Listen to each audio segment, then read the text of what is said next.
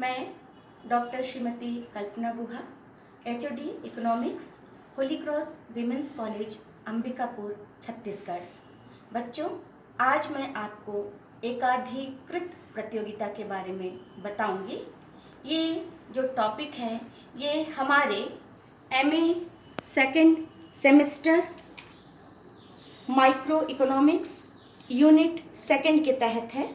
एकाधिकृत प्रतियोगिता बाजार में फर्म का साम्य कैसे होता है इसके बारे में हम आज जानेंगे, जिसे हम मोनोपोलिस्टिक कंपटीशन भी कहते हैं। बच्चों, इसके पहले आप 3 प्रतियोगिता के बारे में सुन चुके थे। 3 प्रतियोगिताएं होती है। पूर्ण प्रतियोगिता, जिसे हम परफेक्ट कंपटीशन कहते हैं, अपूर्ण प्रतियोगिता इम्परफेक्ट कंपटीशन, और तीसरा होता है एकाधिकार, या हम जिसे कहते हैं मोनोपोली।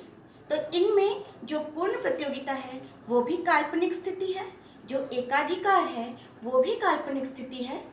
बच्चों, जो हमारे रियल लाइफ में हमको देखने को मिलता है वो अपूर्ण प्रतियोगिता का ही एक प्रकार है, जिसे हम एकाधिकृत, एकाधिकारिक, और आप यदि अंग्रेजी में सुनेंगे तो हम उसको कहते हैं मोनोपोलिस्टिक कंपटीशन। आज हम MA second semester micro economics analysis और उसके अंतर्गत यूनिट सेकंड का ये चैप्टर है जिसे पढ़ेंगे। ये एकाधिकृत प्रतियोगिता, इसे मध्यम बाजार की स्थिति भी कहते हैं, इंटरमीडिएट मार्केट सिचुएशन। इस प्रतियोगिता की वैज्ञानिक व्याख्या का श्रेय 1933 में प्रोफेसर चैम्बरलिन ने अपनी एक पुस्तक लिखी थी, एकाधिकृत प्रतियोगिता का सिद्धांत, जिसे हम थ्योरी ऑफ मोनोपोलिस्टिक कंपटीशन भी कहते हैं। एक बार फिर से सुन लीजिए, थ्योरी ऑफ मोनोपोलिस्टिक कंपटीशन, एकाधिकृत प्रतियोगिता का सिद्धांत। और इसके साथ ही श्रीमती जोन रॉबिन्सन हैं, जिन्होंने इसे अपूर्ण प्रतियोगिता का अर्थशास्त्र कहा, इकोनॉमिक्स ऑफ इम्परफेक्ट कंपटीशन। उनकी पुस्तक का नाम फिर से सुन लीजिए, इकोनॉमिक्स ऑफ इम्परफेक्ट कंपटीशन, या हम जिसे कहते हैं अपूर्ण प्रतियोगिता का अर्थशास्त्र। इस दोनों पुस्तक में दोनों अर्थशास्त्रियों ने अपने अपने तरीके से अपने विचार को प्रस्तुत किया है। और श्रीमती जोन रॉबिन्सन ने जब इसे अपूर्ण अर्थशास्त्र का नाम दिया है तो इसके अंतर्गत 3 प्रकार की प्रतियोगिताएं हैं, जिसे हम कहते हैं डिओपोली, द्वयाधिकार, और ओलिगोपोली, अल्पाधिकार, और जो तीसरी प्रतियोगिता है उसे हम कहते हैं मोनोपोलिस्टिक कंपटीशन, या हम उसे कहते हैं एकाधिकारिक बाजार, एकाधिकारिक मार्केट। तो आज हम इस मोनोपोलिस्टिक कंपटीशन के अंतर्गत किस तरह से एक फर्म अल्पकाल में और दीर्घकाल में, शॉर्ट पीरियड और लॉन्ग पीरियड में इक्विलिब्रियम प्राप्त करता है, इसके बारे में हम आपको बताएंगे। तो जब किसी वस्तु के व्यवसाय में एक से अधिक फर्में होंगी, इसमें लगभग समान एवं स्थानापन्न वस्तुओं का उत्पादन करती है, तो उसे हम एकाधिकृत प्रतियोगिता की स्थिति कहते हैं। इसमें देखिए 2 चीजें आई हैं, एक तो है कि लगभग समान, और फिर दूसरे हिस्से ही में बोल रहा है स्थानापन्न वस्तु। इन दोनों तरह की वस्तु जो है यहाँ पर उत्पादित की जाती है। इस विषय में जो डेफिनेशन दिया गया है हम उनकी चर्चा कर लेते हैं। ये पहली परिभाषा प्रोफेसर बेन ने दी है, एकाधिकारिक प्रतियोगिता उस उद्योग में पाई जाती है जहां छोटे विक्रेताओं की संख्या बहुत अधिक होती है और जो विभेदीकृत वस्तुओं का उत्पादन करते हैं। ये वस्तुएं एक दूसरे के निकट स्थानापन्न होती है, सब्स्टिट्यूट गुड्स पाया जाता है। कुछ वस्तुओं में विभेद भी यहाँ देखने को मिलता है। दूसरी परिभाषा प्रोफेसर चैम्बरलिन ने दी है कि ऐसी बाजार स्थिति जिसमें प्रतियोगिता और एकाधिकार दोनों का मिश्रण पाया जाता है, उसे हम एकाधिकारात्मक प्रतियोगिता कहते हैं। इस तरह बच्चों ये 2 परिभाषाएं दी गई हैं। इसके पहले हम पूर्ण प्रतियोगिता के बारे में भी आप पढ़े होंगे, जिसमें आपने ये देखा था कि पूर्ण प्रतियोगिता में जो फर्में होती हैं वो होमोजीनियस गुड्स, या हम जिसको कहते हैं समान वस्तु, समरूप वस्तु, जिसका आकार, प्रकार, गुण, धर्म सभी एक जैसा होता है। लेकिन हमारे रियल लाइफ में हमको मार्केट में ऐसी कोई वस्तु देखने को नहीं मिलती है, तो इसलिए पूर्ण प्रतियोगिता भी काल्पनिक है। और जो मोनोपोली होता है वहाँ एक विक्रेता या एक ट्रस्ट या एक ग्रुप जो है वो बाजार पर आधिपत्य जमाता है, तो ऐसी स्थिति भी हमको देखने को नहीं मिलती है। इसलिए हमारा जो ये मेन मार्केट है, हमारा जो ये डेली लाइफ है, यहाँ पर हम कौन सी प्रतियोगिता देखते हैं बच्चों? मोनोपोलिस्टिक कंपटीशन, या जिसे हम कहते हैं एकाधिकृत प्रतियोगिता। हमारा बाजार ऐसे ही वस्तुओं से भरा रहता है जहाँ थोड़ी बहुत समरूप भी होती हैं और निकट स्थानापन्न भी होती है, थोड़ी बहुत।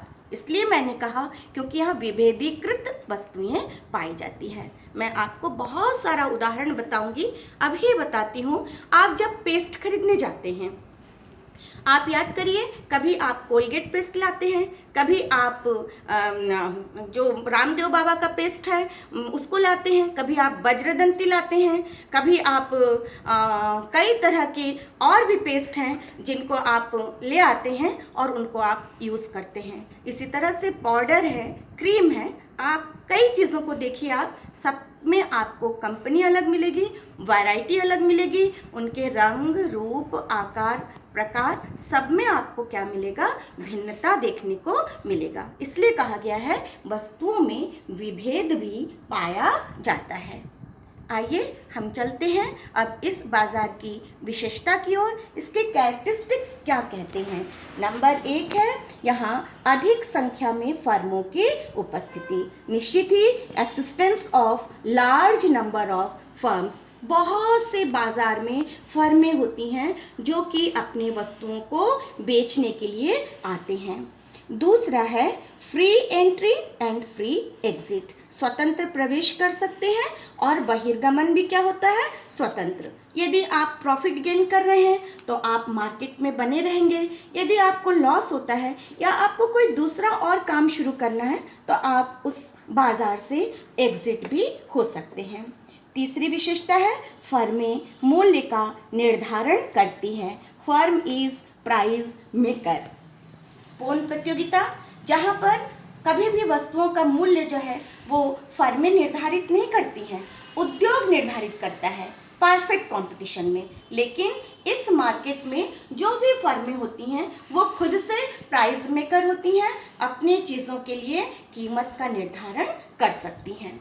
अगला है यहाँ पर उत्पादन भिन्नता या वस्तु विभेद, प्रोडक्ट डिफ्रेंशिएशन इस मार्केट में पाया जाता है। अभी मैं थोड़ी देर पहले ही आपको बोली हूँ, आप तेल खरीदिए या आप साबुन खरीदिए, आपको कई किस्म, कई वैरायटी, कई रंग, रूप, आकार, प्रकार, डिज़ाइन और बनावट के आपको साबुन मिलेंगे, क्रीम मिलेंगे, पेस्ट मिलेंगे, तेल मिलेंगे, कई आपको चीज़ें मार्केट में इस तरह से देखने को मिलता है। चाय ले लीजिए आप, ब्रूक बॉन्ड है, रेड लेबल है, ताज है, आहा ताज है, इस तरह से कई तरह के जो हैं उसके अंदर भी हमको देखने को मिलता है। इस प्रकार अगली विशेषता है विक्रय लागत का महत्व, इम्पॉर्टेंस ऑफ सेलिंग कॉस्ट। बच्चों, इस मार्केट की ये बहुत ही खास विशेषता है और हेडिंग में भी आता है, जहाँ पर सेलिंग कॉस्ट के बारे में मैं आपको बिल्कुल लास्ट में इसके बारे में बताऊंगी। क्योंकि अभी हम कैरेक्टरिस्टिक्स पढ़ रहे हैं, इसलिए मैं आपको बता रही हूँ कि विक्रय लागत का बहुत महत्व होता है, क्योंकि वस्तुएं कैसी होती हैं, अलग अलग रंग, रूप, आकार की होती है। इसलिए हर विक्रेता, हर फर्म सोचता है मैं अधिक से अधिक प्रॉफिट गेन करूं, और इसके लिए वो क्या करता है? आप खुद याद कीजिए, कभी आप एसी खरीदने जाते हैं, कूलर खरीदने जाते हैं, अलमारी खरीदने जाते हैं, तो आप वहाँ देखते हैं कभी आपको उसके साथ कुछ गिफ्ट दिया जाता है, कभी आपको वहाँ 3 महीने के लिए गारंटी, वारंटी आपको फ्री दिया जाता है, कई बार सामान आपके घर तक पहुँचाने की भी सुविधा देता है। तो ये सब क्या है? सेलिंग कॉस्ट, विज्ञापन, ये सब इस मार्केट की बहुत ही खास विशेषता होती है बच्चों, जिसके द्वारा प्रत्येक विक्रेता अपने ग्राहकों को आकर्षित करने का प्रयास करता है। अगली विशेषता है अपूर्ण ज्ञान, इम्परफेक्ट नॉलेज। वास्तव में आज आप यदि साबुन खरीदने जाते हैं और आप हर महीने यदि लिरिल साबुन लाते हैं, तब तो आपको मालूम है लिरिल का कीमत, लेकिन कभी आप यदि कोई दूसरा सोप लेने जाए, तब डोव लेने जाएं या कोई लाइफ बॉय लेने जाएं, इस तरह का कोई साबुन यदि आप लेने जाते हैं, तब आपको मालूम नहीं होता है कि उसकी प्राइस क्या है। कोई भी वस्तु है, कोई भी तेल का पैकेट है, आप जिसको यूज़ करते हैं उसकी कीमत तो आपको पता है, लेकिन यदि सारी तेल जितनी भी तरह की वैरायटीज़ मिलती हैं उनके बारे में यदि आपको कहा जाए तो आपको उसके बारे में नॉलेज नहीं रहता है। तो यहाँ पर आपको कैसा ज्ञान रहता है वस्तुओं का? अपूर्ण ज्ञान रहता है, इम्परफेक्ट नॉलेज होता है। सातवीं विशेषता है गैर मूल्य प्रतियोगिता, जिसको हम कहते हैं नॉन प्राइस कंपटीशन। अभी थोड़ी देर पहले मैं चर्चा की हूँ, यहाँ आपस में जितनी फर्में होती हैं वो अपनी वस्तु को अधिक से अधिक बेचने के लिए गैर कीमत प्रतियोगिता करते हैं। कोई विज्ञापन करता है, कोई आपको प्रलोभन देता है, कोई आपको कुछ छूट देता है, कोई आपके घर तक पहुँचाने की व्यवस्था करता है। इस तरह से मार्केट में जो है सभी अपने अपनी चीज़ों को अधिक से अधिक बेचने का प्रयास करने के लिए गैर मूल्य प्रतियोगिता भी करते हैं।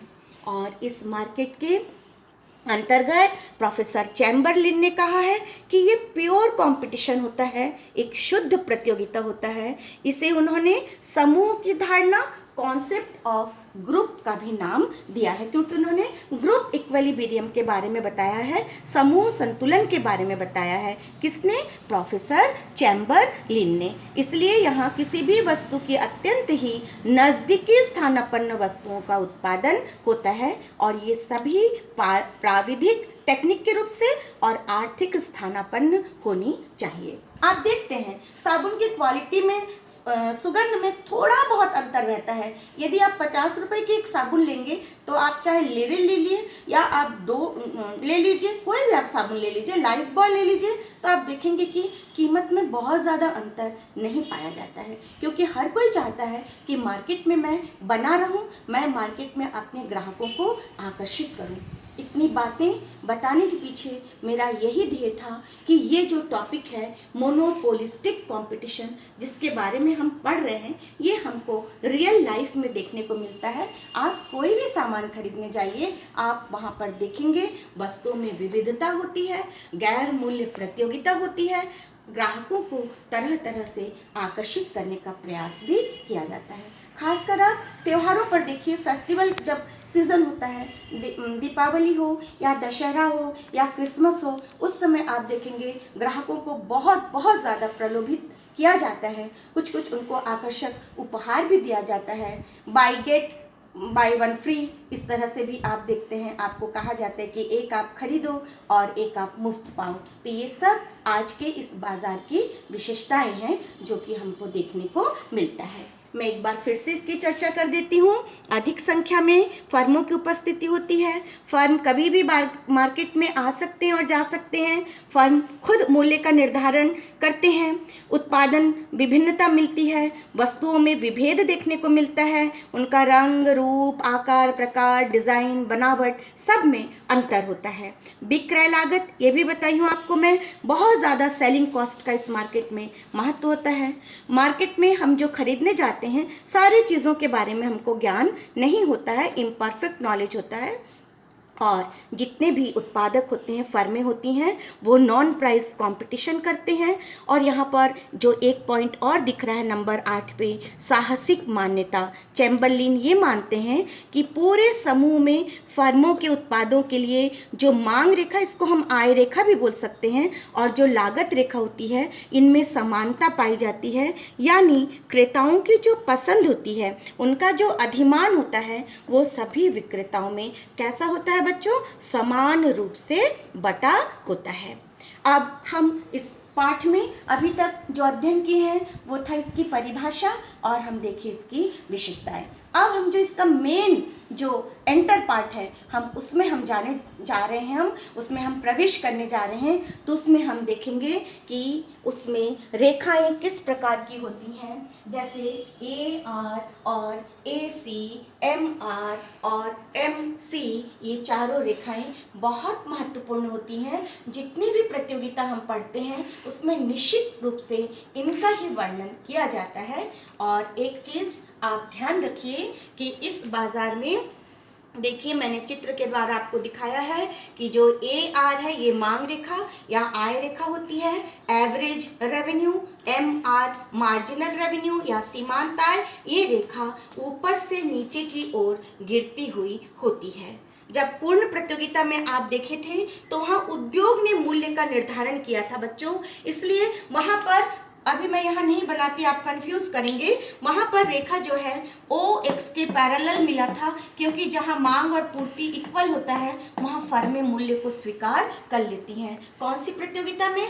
पूर्ण प्रतियोगिता में। लेकिन इस प्रतियोगिता में ए आर एवरेज रेवेन्यू और एम आर की रेखा ऊपर से नीचे गिरती है। मैं आपको बता दूं, यदि मैं यहाँ से इसको ड्रॉ करती हूँ तो आप देख सकते हैं यहाँ पर, यदि मैं ज़्यादा वस्तुओं को बेचना चाहूँगी तो कम वस्तुओं को बेचना चाहूँगी तो ज़्यादा मूल्य लूँगी। यहाँ से मैं आ सकती हूँ इस तरह से, इसको मैं P1 डाल सकती हूँ। और यदि मैं मार्केट में ज़्यादा वस्तुओं को बेचना चाहती हूँ, यहाँ मैंने उत्पादन मात्रा को दिया है, तो हम देखते हैं यहाँ पर मूल्य क्या हो गया? कम। यानी ऊंची कीमत पर वस्तु की बिक्री जो है वो कम हो रही है OQ, और जब कीमत कम हो गई है OP हो गई है तो वस्तु की अधिक मात्रा बेची जा रही है OQ1। इसीलिए ये ए आर और एम आर की रेखा ऊपर से नीचे की ओर गिरती हुई होती है।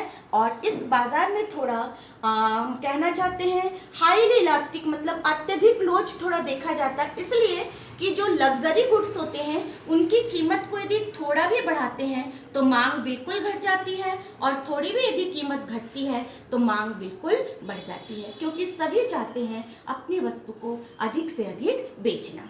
तो ये थी आय रेखाओं की स्थिति, एवरेज रेवेन्यू और मार्जिनल रेवेन्यू, जो कि ऊपर से नीचे की ओर गिरती हुई दिखाई दे रही है। अब ध्यान दीजिए आप, ए सी जिसको हम एवरेज कॉस्ट करते हैं, एम सी जिसे हम मार्जिनल कॉस्ट कहते हैं, ये दोनों रेखा अंग्रेजी के यू के आकार की है, क्योंकि लागत ह्रास, लागत समता और उसके बाद लागत में क्या देखने को मिलता है बच्चों? लागत में वृद्धि देखने को मिलता है। तो डिमिनिशिंग, उसके बाद कांस्टेंट, उसके बाद इंक्रीजिंग कॉस्ट, यहाँ कॉस्ट का शब्द आया है, इसलिए लागत ह्रास, लागत समता और लागत वृद्धि। और जब हम इसको उत्पादन के रूप में लिए थे तो ये कैसा होता है? अंग्रेजी के उल्टे यू के आकार का होता है। तो आप कंफ्यूज मत कीजिए, यहाँ पर आय की दोनों रेखा ऊपर से नीचे गिर रही है, और जो लागत की दोनों रेखाएं हैं ए सी और एम सी, ये अंग्रेजी के यू के आकार की होती है। एवरेज कॉस्ट से मार्जिनल कॉस्ट ज़्यादा तेजी से घटता है, और एवरेज कॉस्ट से मार्जिनल कॉस्ट उतनी ही तेजी से क्या होता है? बढ़ता है। इसलिए दोनों रेखा अंग्रेजी के यू के शेप का दिखाई दे रहा है। बच्चों, अब हम जो मुख्य भाग है उस पर आते हैं। अल्पकाल में फर्म का साम्य एकाधिकृत प्रतियोगिता के अंतर्गत और दीर्घकाल में फर्म का साम्य। तो सबसे पहले हमने इसको दो भागों में बांट लिया है।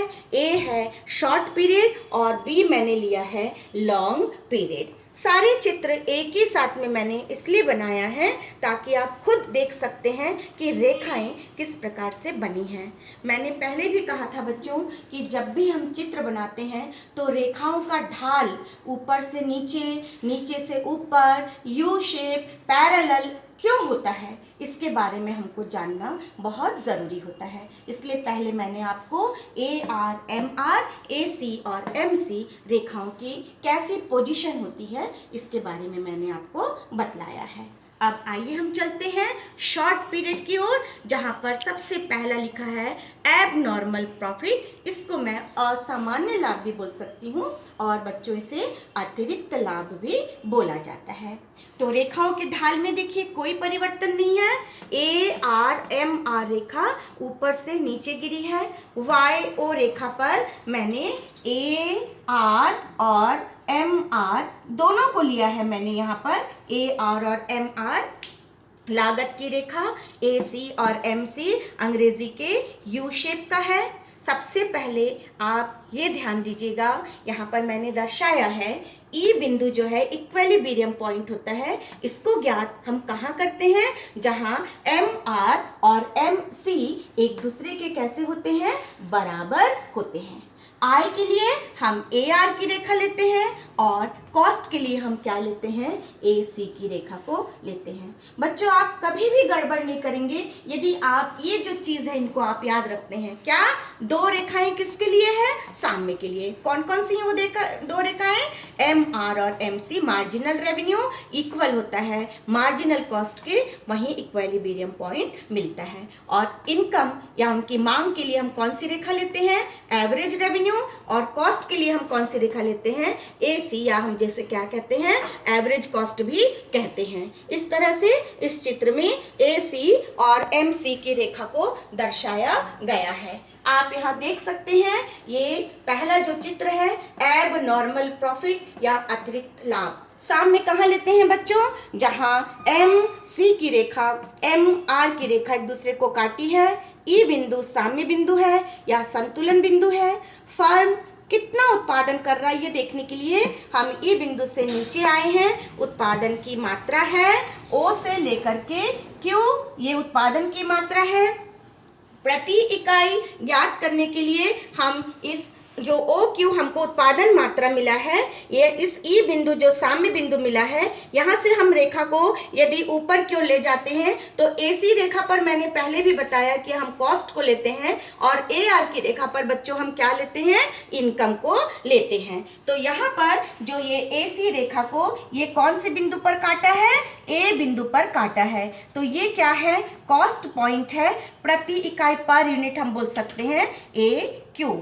अब यदि हम कुल ज्ञात करने के पहले यदि हम प्रति इकाई औसत आय को लेंगे तो लागत बिंदु ए से रेखा को ऊपर की ओर ले गए हैं, जहां ए आर की रेखा को स्पर्श की है, उस बिंदु का नाम दिए हैं बच्चों हम बी बिंदु, यानी पर यूनिट जो आय है वो है बी क्यू, पर यूनिट जो कॉस्ट है वो है ए क्यू। इनको यदि हम माइनस करते हैं तो पर यूनिट पर प्रॉफिट हो रहा है बी से लेकर के ए। हम इसे बच्चों कुल के रूप में भी दिखा सकते हैं, टोटल के रूप में भी। तो जो प्रति इकाई जो आय बिंदु है बी, यहाँ से एक पैरेलल रेखा हमने वाई पर लिया है क्योंकि मैंने यहाँ ए आर और एम आर दोनों को लिया था, और इस जगह पर P1 जो है ये कुल आय बिंदु है, और कुल लागत बिंदु जो कि यहाँ पर हम देख सकते हैं इस चित्र में, लागत के लिए हमने ए सी की रेखा को लिया है और यहाँ पर ये लागत भी है, ए सी भी है। यदि हम इसको लेते हैं तो ये P बिंदु है टोटल के रूप में। तो यहाँ पर आय हो गया कुल, जो कि नीचे दिख रहा है, total average revenue P1 O Q B, total cost है P O Q A, और इनको यदि हम करते हैं तो Q Q और O O दोनों कट जा रहा है, हमको टोटल प्रॉफिट मिल रहा है P1 P A B। ये प्रॉफिटेबल एरिया है जो कि मैंने इस तरह से शेड डालकर या लाइन खींचकर आपको दिखाया है। इस प्रकार अल्पकाल में ये पहली स्थिति है एब नॉर्मल प्रॉफिट, जब आय से उसका लागत कहाँ रहेगा, नीचे रहेगा, तभी फर्म को क्या प्राप्त होगा, अतिरिक्त लाभ या एब नॉर्मल प्रॉफिट की प्राप्ति होगी। आइए हम चलते हैं अब दूसरे चित्र की ओर, जहां दिया है नॉर्मल प्रॉफिट। बच्चों मैं पहले भी आपको बताई हूँ, अर्थशास्त्र में नॉर्मल प्रॉफिट या सामान्य लाभ का मतलब होता है नो प्रॉफिट नो लॉस। और ये नो प्रॉफिट नो लॉस कब होगा, जब आपकी आय और जब आपका कॉस्ट यानी कि रेवेन्यू और कॉस्ट ए आर और ए सी जब दोनों इक्वल हो जाएंगे तो न तो फर्म को अतिरिक्त लाभ होगा न तो फर्म को हानि होगी। उस समय वो कौन सी स्थिति में होगा, उस समय वो सामान्य लाभ की स्थिति में होगा। तो ये दूसरे चित्र पे आप आइए, यहाँ पर आप देखिए ये जो ए सी की रेखा है ये ए आर की रेखा को स्पर्श करते हुए गई है, उस बिंदु का नाम दिए हैं हम ए। साम्य आप याद करिए, ये मैंने आपको बताया था जहाँ एम आर और एम सी बराबर होते हैं वहाँ ई बिंदु मिलता है। ये एम आर की रेखा है, ये एम सी की रेखा है, ई बिंदु मिला है साम्य बिंदु इक्विलिब्रियम। कितना उत्पादन हो रहा है ये मैंने ओ एक्स पर लिया है, उत्पादन की मात्रा है ओ क्यू। साम्य बिंदु ई से रेखा को मैं ऊपर क्यों ले गई हूँ, जहाँ ए सी की रेखा भी है और ए आर की रेखा भी है, दोनों ए बिंदु पर स्थित है, इसलिए प्रति इकाई पर यूनिट इनकम भी ए क्यू है, पर यूनिट कॉस्ट भी ए क्यू है। जब दोनों बराबर हो जाएगा तो फर्म को क्या मिलेगा बच्चों, नॉर्मल प्रॉफिट मिलेगा। और यदि हम इसको कुल के रूप में लें तो ए बिंदु चूंकि आय बिंदु भी है, ए बिंदु चूंकि लागत बिंदु भी है, इसलिए मैंने यहाँ से एक समानांतर रेखा खींचा है। कहाँ पर, वायु रेखा पर। इसका नाम क्या डाला है, पी, यानी टोटल एवरेज रेवेन्यू है पी ओ क्यू ए। ये नीचे देखिए दिख रहा है P O Q A. Total cost same है पी ओ क्यू ए, ये लिखा है पी ओ क्यू ए। जब ये सभी बराबर हो गए हैं तो total profit T P equal to क्या हो गया है, 0, क्योंकि यहाँ नॉर्मल प्रॉफिट बतला रहा है। इसलिए सामान्य लाभ कब मिलता है, जब बाजार में आय और लागत दोनों कारक क्या होते हैं, एक दूसरे के बराबर हो जाते हैं। तो ये था अल्पकाल की स्थिति में दो एबनॉर्मल प्रॉफिट देखे और उसके बाद नॉर्मल प्रॉफिट हम देखे हैं। तीसरा जो डायग्राम है वो लॉस को बतला रहा है या हानि की स्थिति को बतला रहा है। आप खुद सोच सकते हैं हानि तभी होती है जब हमारी इनकम से हमारा जो कॉस्ट होता है, लागत होता है बच्चों, वो क्या हो जाएगा, अधिक हो जाएगा। जब हम बजट के बारे में भी बोलते हैं तो हम कब बोलते हैं घाटा हुआ है, जब हम ये कहते हैं कि हमारा एक्सपेंडिचर जो है वो ज़्यादा हो गया, किससे, हमारे आय से, हमारी आमदनी से। जब हमारा खर्च ज़्यादा हो जाता है तो हमको लॉस होता है। उसी तरह फर्मों के लिए भी है, जब उनकी आय से उनकी लागत अधिक हो जाती है तो फर्मों को हानि का सामना करना पड़ता है। यहाँ पे बड़ी सेम है कि जहाँ साम्य लेते हैं, कहाँ, जहाँ एम आर और एम सी एक दूसरे के बराबर होते हैं। ई बिंदु साम्य बिंदु है, फर्म कितना उत्पादन कर रहा है ये देखने के लिए हम नीचे आए हैं। उत्पादन की मात्रा है ओ क्यू, आय कितनी है, लागत कितनी है, इसका अध्ययन करने के लिए हम साम्य बिंदु ई से रेखा को ऊपर क्यों ले गए हैं, जहां एवरेज रेवेन्यू कर्व को ये टच किया है उस पॉइंट का नाम दिए हैं हम ए बिंदु। कॉस्ट जानने के लिए, क्योंकि कॉस्ट रेखा रेवेन्यू से ऊपर है, इसलिए ए बिंदु से रेखा को और ऊपर ले गए हैं, जहां एवरेज कॉस्ट की रेखा को टच किए हैं उसका नाम दिए हम बी बिंदु, यानी पर यूनिट कॉस्ट ज़्यादा है, B Q per unit average revenue है, ए क्यू यानी प्रति इकाई पर हानि हो रही है फर्मों को बी से लेकर के ए। इसके बाद यदि हम इसको कुल के रूप में लें तो आप देख सकते हैं लागत बिंदु बी है, यहाँ से एक समानांतर रेखा मूल्य रेखा वायु पर खींचा गया है जिसका नाम दिए हैं P1। इसी तरह टोटल रेवेन्यू निकालने के लिए रेवेन्यू पॉइंट है ए, यहाँ से भी एक रेखा लिया है और इसका नाम दिए हैं बच्चों, इसका नाम मैं दे देती हूँ, इसका नाम है P। इस तरह से ये लागत बिंदु हो गया और ये आय बिंदु हो गया है P, और ये लागत चूंकि ऊपर है इसलिए लागत बिंदु हो गया P1। इस तरह से यहाँ नीचे ये दिखाई दे रहा है total average cost equal to, cost को मैंने ऊपर रखा क्योंकि अधिक से कम को घटा रहे हैं, वैसे भी कर सकते हैं लेकिन ये ज़्यादा अच्छा है कि हमने जो अधिक है उससे हमने कम को क्या किया, घटाया है। तो P1 O Q B ये टोटल एवरेज कॉस्ट है, टोटल रेवेन्यू है P O Q A, इसको घटाया है O O Q Q घट गया, टोटल लॉस क्या है P1 P A B जो कि इस एरिया से दिखाई दे रहा है। ये एक फर्म को क्या मिल रहा है, हानि हो रहा है या लॉस हो रहा है। बच्चों अभी आपके मन में प्रश्न आ रहा होगा, यहाँ तो एक रेखा और दिखाई दे रही है ए बी सी, मैंने थोड़ा इसको अलग कलर से शो किया है। ए बी सी क्या होता है, एवरेज वेरिएबल कॉस्ट, औसत परिवर्तनशील लागत। आप लागत का पाठ पढ़े होंगे। लागत में जब हम औसत लागत पढ़ते हैं तो एवरेज कॉस्ट में 2 टाइप्स था, एवरेज फिक्स्ड कॉस्ट AFC जिसको कहते हैं, और AVC एवरेज वेरिएबल कॉस्ट, औसत स्थिर लागत और औसत परिवर्तनशील लागत। इन दोनों को टोटल करने से, इन दोनों को जोड़ने से हमको क्या मिलता है, एवरेज कॉस्ट मिलता है या औसत लागत मिलता है। आप हमेशा यह ध्यान दीजिए कि कोई भी फर्म जो है वो कभी भी हानि उठा करके अल्पकाल में उत्पादन में तभी बने रहने का प्रयास करेगा। कब? जब उसका ये जो दिख रहा है ABC, जो मैंने ब्लू कलर के डॉट से आपको दिखलाया है, ये किससे नीचे होगा बच्चों? ये नीचे होगा AC से, क्योंकि ये AC का एक पार्ट है, AC का एक पार्ट है ये ABC, इसलिए वो हमेशा कहाँ रहेगा? औसत लागत की रेखा से कहाँ रहेगा? वो नीचे रहेगा, क्योंकि औसत लागत दो चीज़ों से मिलकर बनता है। एवरेज कॉस्ट किसके किसके योग से बनता है? AFC plus AVC। तो ये जो है ज़्यादा मेन होता है, इसलिए इसको जो है हानि की स्थिति में बनाना बहुत ज़रूरी होता है। और ये रेखा हमेशा कहाँ रहती है? एवरेज कॉस्ट के कर्व से एवरेज वेरिएबल कॉस्ट या औसत परिवर्तनशील लागत जो है ये हमेशा AC रेखा से कहाँ होती है? नीचे होती है। तभी बच्चों वो अल्पकाल में हानि उठाकर उत्पादन करने के लिए तैयार होता है। तो ये एकाधिकृत प्रतियोगिता आप फर्स्ट ईयर में भी पढ़े हैं, इसको थोड़ा शॉर्ट में पढ़े होंगे, और हम जब अभी इसको PG में पढ़ रहे हैं तो थोड़ा ज़्यादा डिटेल में पढ़ रहे हैं। तो इसलिए आपको बहुत सारे कारक, बहुत सारे फैक्टर मिल रहे हैं, बहुत सारे कर्व मिल रहे हैं। और सबसे आसान तरीका होता है कि आप ये जो यहाँ बहुत सारे रेखा हमको दिखाई दे रही है, तो आप ये याद रखिए कि MR और MC को किसके लिए लेंगे? साम्य के लिए। और I के लिए किसको लेंगे? AR की रेखा को लेंगे। और लागत के लिए कौन सी रेखा को लेंगे?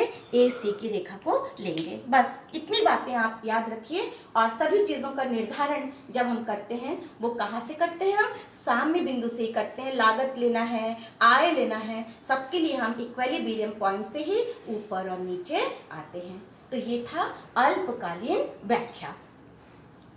अब बच्चों मैं आपको दीर्घकाल के बारे में बतलाने जा रही हूँ कि लॉन्ग पीरियड में फर्म को क्या मिलता है। तो इसके लिए अभी मैं आपको ये शुरू करने जा रही हूँ कि दीर्घकाल में किस तरह से फर्म को लाभ मिलता है। तो दीर्घकाल वो स्थिति होती है जिसमें सभी फर्मों को जो अल्पकाल में अतिरिक्त लाभ प्राप्त कर रहा था, जो अल्पकाल में हानि उठा रहा था, इन सभी को दीर्घकाल में आके केवल क्या मिलता है? सामान्य लाभ ही मिलता है। इसलिए यहाँ सामान्य लाभ की स्थिति में ये L इसलिए लिख दी हूँ क्योंकि ये लॉन्ग टर्म के लिए है, दीर्घकाल के लिए है, इसलिए LMC दीर्घकालीन सीमांत लागत, LAC दीर्घकालीन औसत लागत, दीर्घकालीन सीमांत आय, दीर्घकालीन औसत आय। चूंकि यहाँ फर्म का साम्य या समूह संतुलन देख रहे हैं हम लोग, ग्रुप इक्विलिब्रियम, यहाँ पर जो भी फर्में होती हैं वो लॉन्ग पीरियड में सबको जो है सामान्य लाभ से संतुष्ट होना पड़ता है। इसलिए यहाँ साम्य बिंदु वही है E, जहाँ MR और MC की रेखा काटी है। कितना उत्पादन कर रहा है? नीचे आए हैं, OQ उत्पादन है। कितनी आय है, कितनी लागत है? E बिंदु से ऊपर गए हैं। यहाँ देखिए LAR को LAC कर्व जो है से स्पर्श करते हुए ऊपर गया है, इसलिए प्रति इकाई आय भी AQ है, प्रति इकाई लागत भी AQ है, इसलिए नॉर्मल प्रॉफिट क्या है? 0 है। No profit no loss. और यदि मैं टोटल के रूप में देखूं तो मैं इस A पॉइंट जो है ये कॉस्ट पॉइंट भी है, रेवेन्यू पॉइंट भी है। यहाँ से मैं यदि वायु रेखा पर आती हूँ तो P बिंदु मैंने नाम दिया इसका POQA, ये टोटल रेवेन्यू है। POQ